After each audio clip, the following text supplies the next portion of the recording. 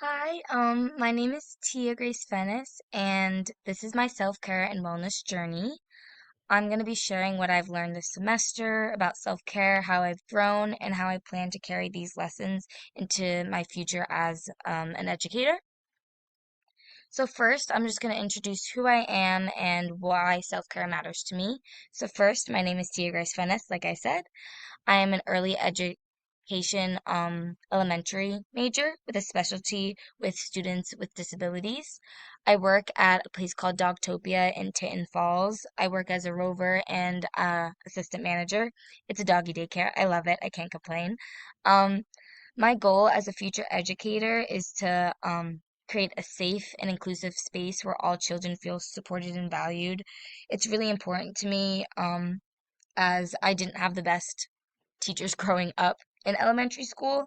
Um, and then why self-care matters to me. So my well-being obviously impacts how I show up for my coworkers, my students, my family, my friends, and my dogs, especially my dog Ella. She's my baby. I know it kind of cut off, but this is one of my dogs at my doggy daycare. His name's Gator. He's a sweetheart. He likes to give hugs. And then I wanted to also put a clip of an Instagram page that I had to do for an assignment for my classroom management class. We all had to create a website and an Instagram page and also a bunch of other things. But our group was Trauma Informed Classrooms. If you guys want to check it out, it's really interesting. It was made with multiple of my classmates, so that's really cool. All right, so next slide.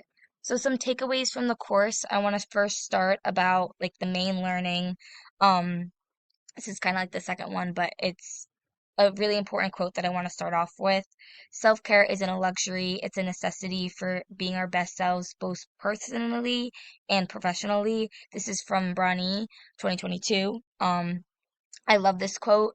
It's super important to recognize that this isn't just a luxury. Self-care is should be a daily routine thing for everybody.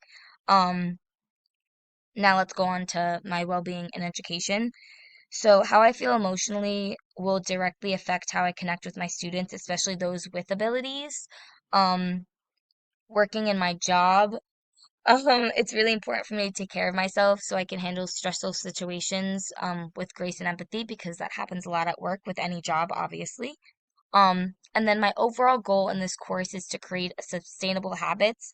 So that includes the power pausing, setting boundaries, and protecting my peace. So I'm able to fully show up for my people, my dogs, and all the people that depend on me. Next slide. So my personal growth. Um, I've learned how to set limits without feeling guilty. That's the main thing that I think I've learned during this course and really put into practice. Some examples of that is learning to listen to calming music before and after work instead of listening to the rap and the crazy stuff when I start my day and ending it. It just doesn't mentally sit well with me. And I've realized that I've practiced that and I could say that confidently now. Spending time with my dog Ella, she just had surgery.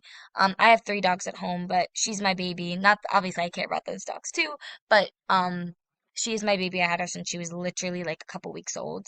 Um, so I try to hang out with her a lot, especially after this surgery without any distractions. Taking my breaks at work without any guilt. That was really hard for me in the beginning of this course. And I had work today and I took my break.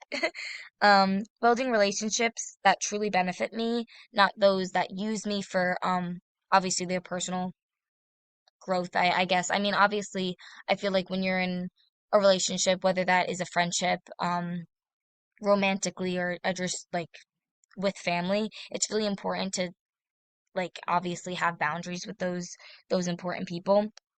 And stepping away from social media. I've been going on walks without my phone, and that was always really hard for me. Next slide. My plan to continue my self-care. In my work life, I want to continue to keep healthy boundaries. My personal life, I want to keep the routines that I've built during this course, continue making new hobbies and prioritizing my rest. Educationally, I really want to continue to keep learning more strategies to manage my stress. Um, career-wise, future-wise, I want to continue to create a safe and inclusive space where all students feel like they belong and obviously that they're happy. Next slide. Some examples of my own self-care practices that I've been putting into work. I've been journaling. I journal every single morning. I journal every single night. I've been doing, oh, I spelled that wrong. It's morning affirmations. My bad, everyone. Morning affirmations. I also do nightly affirmations, but sometimes I pass out, so I don't end up doing it. But I always make sure that I do that before I journal. And sometimes I like put little prompts after my affirmations for my journaling. I do daily recaps with my family at dinner time and sometimes even my friends, or just with myself and Ella. I listen to a lot of my favorite music in my free time. I love to go on walks, especially now that I don't have my phone. I feel like the walks are even better, and I find myself going on longer walks, which is interesting. Um, Obviously hanging out with my dog Ella, giving myself days to rest and also reset and prioritize maybe hanging out with my sister or my mom, my dad, or one of my friends, and putting up a boundary when I'm mentally over being around people. Sometimes that's hard for me. And then some tips for my classmates. Always treat self-care as a habit, not a reward. Make boundaries for myself and yourself early on so you don't create burnout. Find small tasks that help you, small little practices that you learned in this class, on Instagram, TikTok, whatever you use. Power pausing is your best friend. Make sure you put that into practice. I already wrote so much about that in all my discussion posts, so I won't go too deep into that. And your well-being benefits all that is around you. So take care of yourself before taking care of others.